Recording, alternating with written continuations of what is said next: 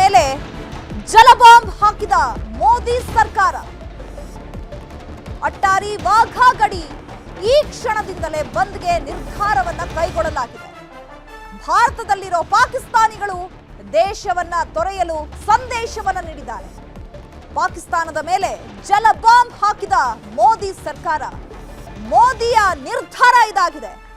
ಏಟಿಗೆ ಎದುರೇಟನ್ನ ಕೊಟ್ಟಿದ್ದಾರೆ. ಇವತ್ತೇನ್ 26 ಮಂದಿ ಹತರಾಗಿದ್ದಾರಲ್ಲ, ಅದಕ್ಕೆ ಪ್ರತ್ಯುತ್ತರವಾಗಿ ಈಗ ಜಲಬಾಂಬ್ ಅನ್ನ ಹಾಕಿದೆ ಮೋದಿ ಸರ್ಕಾರ. ಇದು ಮೋದಿ ಅವರ ಸರ್ಕಾರದ ಪ್ರತ್ಯುತ್ತರ.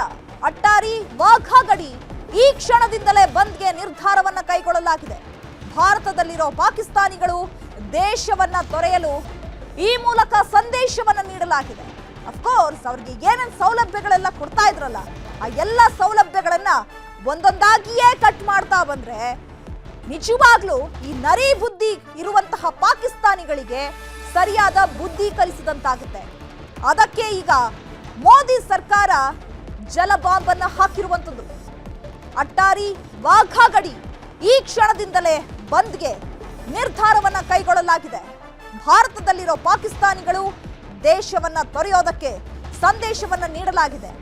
ಈ ಉಗ್ರರು ಪ್ರಧಾನಿ ಮೋದಿಗೆ ಸಂದೇಶವನ್ನ ಕೊಟ್ಟಿದ್ರಲ್ಲ, ಈ 26 ಮಂದಿಯನ್ನ ಹತ್ಯೆಗೈದು ಈ ವಿಚಾರವನ್ನ ಹೋಗಿ ಮೋದಿಗೆ ಹೇಳಿ ಅಂತ ಹೇಳಿದ್ರಲ್ಲ, ಸೊ ಆ ಉಗ್ರರಿಗೆ, ಆ ಭಯೋತ್ಪಾದಕರಿಗೆ ಈ ಮೂಲಕ ಮೋದಿ ಸರ್ಕಾರ ಸರಿಯಾಗಿ ಚಾಟಿ ಬೀಸಿದೆ.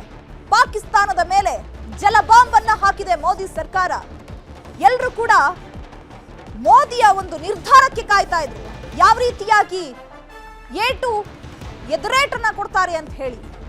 ಈಗ ಭಾರತದಲ್ಲಿರುವಂತಹ ಪಾಕಿಸ್ತಾನಿಗಳು ದೇಶವನ್ನ ತೊರಿಲೇಬೇಕಾದಂತಹ ಪರಿಸ್ಥಿತಿ.